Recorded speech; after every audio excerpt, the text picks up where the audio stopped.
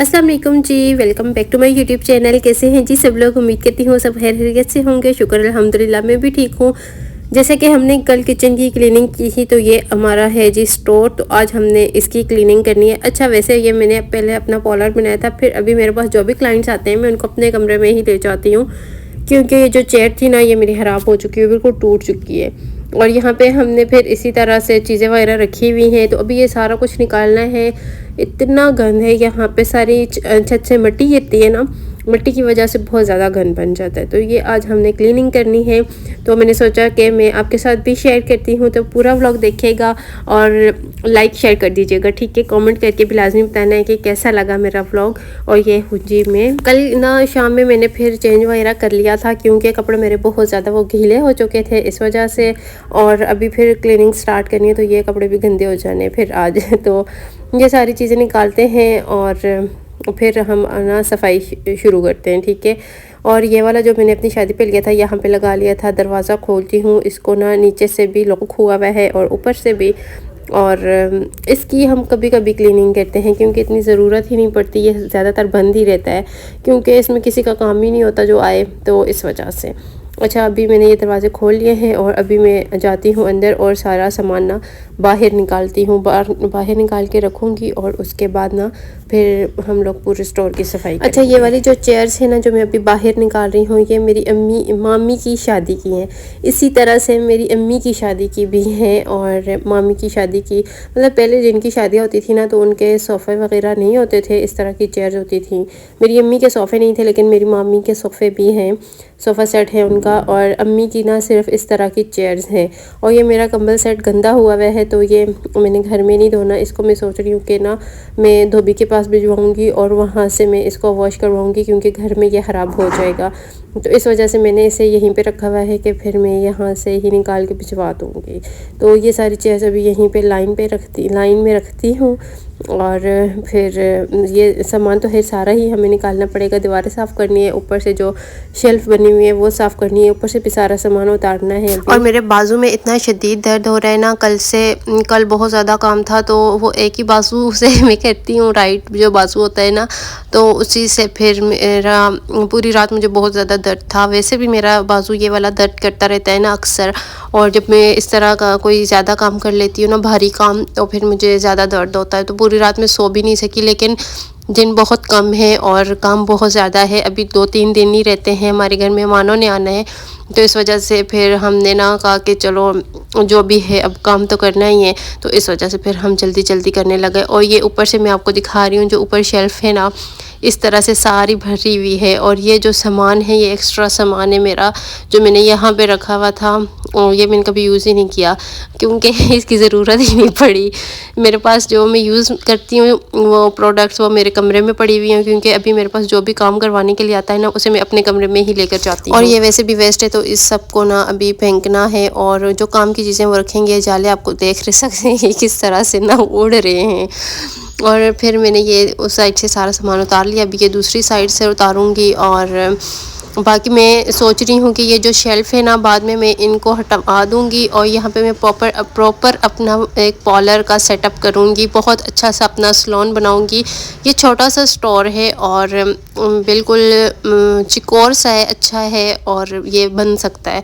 तो इंशाल्लाह आने वाले टाइम में मैं जब कभी भी किया, इंशाल्लाह इसको मैं बहुत अच्छे से सेट करूँगी और अच्छा सा डेकोरेट करूँगी और अपना सैलून बनाऊँगी। गाँव में वैसे हर टाइम पे सैलून नहीं चलता, मतलब कोई कोई टाइम होता है, कोई फंक्शन आ गया, ईद हो गई या कुछ भी इस तरह का इवेंट होता है ना, तब भी लोग काम करवाते हैं। लेकिन मुझे शौक़ है, तो मैंने अपना शौक़ पूरा करना है। कि मुझे यही शौक़ था शुरू से, जब मैंने सीखा था, पॉलर के कोर्स वगैरह किए थे, तो मेरा था कि मैं ना अपना एक पॉलर बनाऊँगी, और मैं चाहे घर में बनाऊँ या कहीं और बनाऊँ, लेकिन मैंने बनाना ज़रूर है। तो इस वजह से फिर मैं ये जब मेरी शादी के बाद भी मेरा इरादा था यहाँ पे बनाने का, लेकिन फिर रुक गई। और बाद में फिर अभी मैं इंशाल्लाह करूँगी, लेकिन इसको सेट होना है अभी, कि इसमें ऊपर से एक तो छत से मिट्टी भी गिरती है, और ये जो शेल्फ़ है ना ये बिल्कुल भी मुझे नहीं अच्छी लगती। तो इनको भी इंशाल्लाह फिर जब सेट किया ना तो इनको भी मैं हटा दूँगी। अच्छा, आप लोग भी, मुझे लड़कियाँ कह रही थी कल के व्लॉग में मैंने पोस्ट किया था, हम तो हर वीक इस तरह की क्लीनिंग करते हैं। हो सकता है करते हों, लेकिन हमारा घर काफ़ी बड़ा है ना, तो फिर हमारे लिए थोड़ा सा मुश्किल हो जाता है। हम मंथ में एक बार या 15 दिनों में एक बार हो जाती है, लेकिन हर हफ्ते नहीं हो सकता, क्योंकि हर हफ्ते अगर करो ना तो फिर बाकी के काम रह जाते हैं। तो बाकी का घर भी साफ़ करना होता है। माशाल्लाह कमरे काफ़ी ज़्यादा हैं, बरामदे बड़े बड़े से हैं, सीन बड़ा है काफ़ी माशाल्लाह, काम भी काफ़ी होता है डेली, तो फिर इस वजह से ठीक है ना।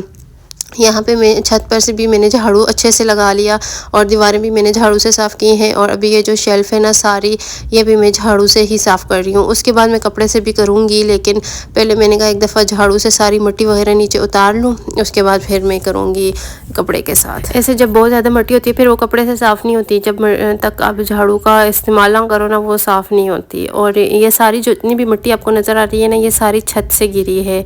ये जो छत है, मेरे ख्याल में छत में ज़्यादा मिट्टी का इस्तेमाल हुआ है, तो इस वजह से ना छत से बहुत ज़्यादा मिट्टी गिरती है। पहले जिस घर में हम लोग होते थे उस घर का भी छत ऐसा था, और अभी जहाँ पे मेरी अम्मी होती है ना वो भी छत इसी तरह है, वहाँ से भी मिट्टी वगैरह गिरती है। तो फिर जी ऊपर से सारी मैंने सफाई कर ली, और अभी यहाँ नीचे का जो है नीचे से करूँगी। ये भी सारा ऊपर जो चूना वगैरह लगा हुआ है ना, ये सारा उतर रहा है। पेंट नहीं है, ये चूना जो होता है ना ये वो लगा हुआ है। पेंट जो होता है ना वो इतनी जल्दी नहीं उतरता, लेकिन ये जो चूना होता है ये बहुत जल्दी उतर जाता है। ऊपर से मैंने सारी सफाई कर ली, दीवारें भी साफ़ कर ली हैं, और अभी टाइम है फ़र्श धोने का। अच्छा, मैंने ये कभी धोया नहीं है, और ना मेरे सामने कभी किसी ने धोया। इसमें से ना जब भी ज़रूरत होती है तो झाड़ू लगाते हैं और उसके बाद पोछा लगा लेते हैं। तो आज फ़र्स्ट टाइम मैं इसको धोने लगी थी, और मैंने पूछा भी किसी से नहीं, बस मैंने पाइप लगाया और मैंने कहा जल्दी से इसको धो लेती हूँ, छोटा सा है तो जल्दी धुल जाएगा। और जब मैं धोने लगी तो ये पानी ही बाहर नहीं जा रहा था। इतनी मुश्किल से मैंने इसको आज धोया है, मतलब जितना छोटा आपको लग रहा है ना, मैं समझ रही थी मतलब 10 मिनट में ये धुल जाएगा, साफ़ हो जाएगा। दीवारें वगैरह भी मैं साफ़ कर लूँगी, और मुझे इसे धोते धोते तकरीबन 1 घंटा लग गया, क्योंकि पानी बिल्कुल भी बाहर नहीं जाता। एक तो जो किचन है हमारा वो भी इसी तरह का है। मैं तो उसी हिसाब से धो रही थी कि किचन का भी फर्श ऐसा है तो वो बाहर चला जाता है पानी, लेकिन इसका तो कुछ उल्टा ही हिसाब था।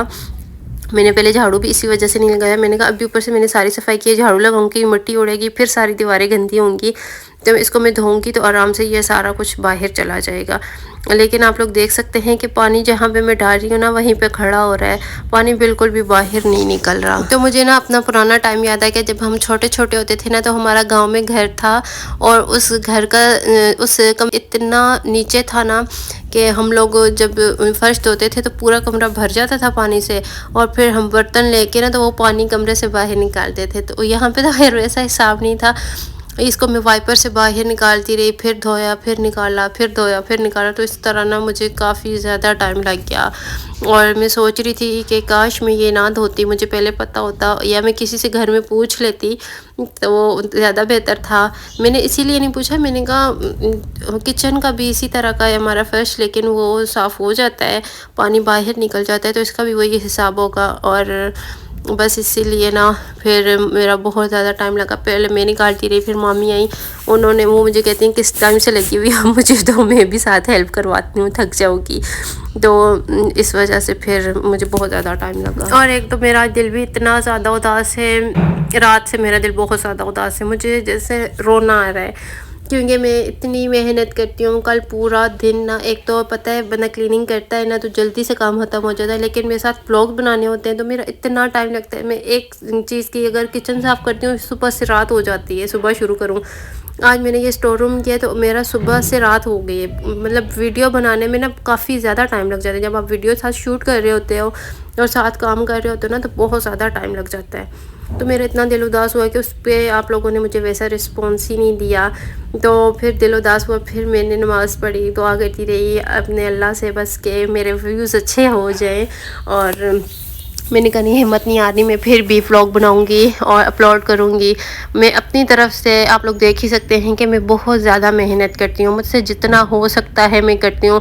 मेरी कोशिश होती है अच्छे से अच्छा कंटेंट लेकर आऊँ, लेकिन बस जब आप लोग देखते नहीं हो तो फिर बहुत ज़्यादा दिल उदास हो जाता है। और बाकी यूट्यूबर्स जो होते हैं ना, काफ़ी बड़े यूट्यूबर्स हैं, उनका अगर कंटेंट इतना अच्छा नहीं भी होता, उनके इतने ज़्यादा व्यूज़ आ रहे होते हैं। मैं ये नहीं कह रही उनको ना देखें, सबका अपना अपना काम है, सबको देखें, लेकिन जो मेहनत करते हैं ना वो पीछे रह जाते हैं। तो प्लीज़ जो जिनकी मेहनत आपको नज़र आ रही होती है ना, उनको सपोर्ट किया करें, उनको शेयर किया करें, ठीक है, ज़्यादा से ज़्यादा शेयर किया करें।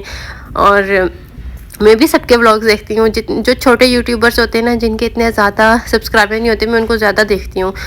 मुझे पता है कि ये लोग ज़्यादा मेहनत करते हैं। प्लीज़ आप लोगों का भी फ़र्ज़ बनता है, आप भी सपोर्ट किया करें। और यहाँ पे फिर मेरा ये ट्राईपॉड भी टूट गया, एक पहले टूटा और अभी ये एक दूसरा था, ये भी टूट गया। तो अभी मेरे पास ट्राईपॉड भी नहीं है, जिसकी वजह से मैं वीडियो जिसकी हेल्प से शूट कर सकूँ। और ये सारा देखे सामान बाहर पड़ा हुआ है, अभी सबको साफ़ करना है। और जब ये स्टोर हमारा साफ़ हो जाएगा तो इसके अंदर मैं रखूँगी। और दूसरी बात मैं यहाँ पे कहना चाहती हूँ कि जैसे आप सबको पता है, हमारे बहुत ही मशहूर यूट्यूबर टिकटॉकर रजब भट्ट, जो कि आजकल हमारे मतलब न्यूज़ पे छाए हुए हैं, हर जगह सोशल मीडिया पे हर तरह उनके चर्चे हैं। तो उनकी वीडियोस में भी बहुत शौक़ से देखती हूँ और उनके सारे व्लॉग्स देखती हूँ। उनको बहुत ज़्यादा लाइक भी करती हूँ कि वो भी बहुत ज़्यादा मेहनत करते हैं और उनकी मेहनत नज़र आ रही होती है उनके व्लॉग्स में। मतलब कंटेंट बनाना डेली का इस तरह से कि वो लोगों को भी अच्छा लगे और लोगों को एंटरटेन करना उनका काम है। तो उनके व्लॉग्स मुझे भी बहुत पसंद है, मैं भी बहुत शौक़ से देखती हूँ।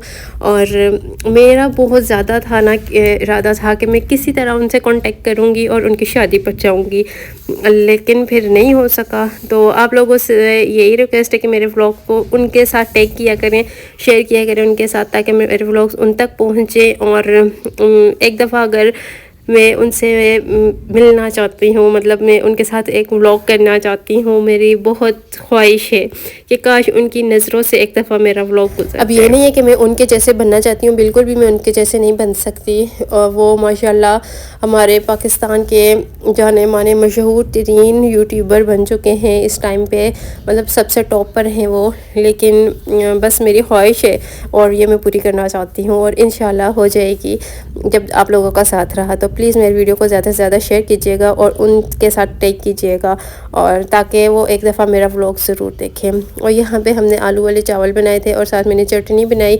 इस चटनी में मैंने हरा धनिया डाला, टमाटर डाला, हरी मिर्च डाली और अनारदाना डाला, नींबू डाला एक, और साथ में एक ना इसमें एक चुटकी नमक डाल दिया। तो ये बहुत मज़े की चटनी होती है, चावलों के साथ बहुत अच्छी लगती है। उसके बाद खाना वगैरह खा लिया तो मैं यहाँ पे डस्टिंग कर रही हूँ ड्रेसिंग टेबल की। और ये भी मेरी मामी की शादी का है, इसको मैंने साफ़ कर लिया और फिर कज़न के साथ उठाकर इसको मैं लेके रही हूँ स्टोर में, क्योंकि जब कोई चीज़ आप कमरे से निकाल देते तो फिर उसकी चीज़ का कमरे में रहती ही नहीं है। तो यहाँ पर फिर इसको साफ़ करके स्टोर में ही रख दिया है। और बाकी चेयर वगैरह भी मैं लेकर आती हूँ। और ये इतना अच्छे से साफ़ हो गया, और अभी इसको साफ़ देख के दिल खुश हो गया, बाग बाग हो गया दिल, क्योंकि पूरा दिन मेरा लगा साफ़ करने में। और अभी माशाल्लाह से साफ़ हो गया और थकावट मेरी सारी उतर गई है जब सूख गया है और अच्छे से, तो बहुत मुझे खुशी भी हो रही थी। और यहाँ पे फिर ये चेयर्स वगैरह से मैं चीज़ें उठा रही हूँ, और साथ साथ कज़न भी सफाई कर रही है, सारी चीज़ें साफ़ कर रही है। तो मैंने इनके ऊपर से कवर उतारे, क्योंकि इनको फिर धोना है, गंदे हुए हुए हैं काफ़ी। और उसके बाद चेयर को साफ़ करके ना साथ में स्टोर में रख रही हूँ, और ताकि जल्दी काम ख़त्म हो जाए। उसके बाद मैंने चाय रखी, सर में बहुत शदीद दर्द हो रहा है, और जब तक चाय ना मिले ना ये सर दर्द ठीक भी नहीं होता। चाय पीते हैं और इंशाल्लाह कल यहीं से अपना व्लॉग मैं नेक्स्ट स्टार्ट करती हूँ, क्योंकि ये व्लॉग बहुत लंबा हो गया। ज़िंदगी रही तो कल के व्लॉग में आपसे मुलाकात करूँगी जी। अपना ख्याल रखिएगा, अल्लाह हाफिज़।